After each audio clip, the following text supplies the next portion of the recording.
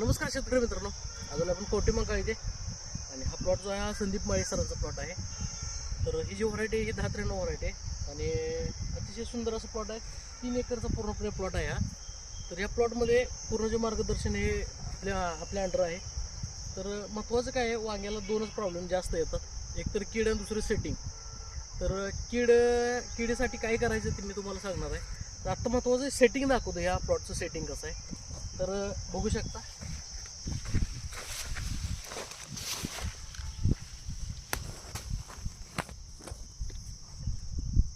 तर हे काय किडलेलं नाही वांग, हे जरा कशात तर चाटलेलं आहे. तर बघू शकता.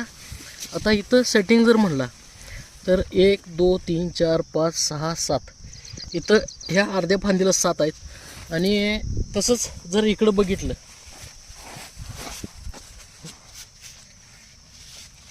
तर इकडं सुद्धा जर त्या पद्धतीने जर बघितलं तर 1 2 3 4 5 6 7 8 8 9 10 वांगे आहेत.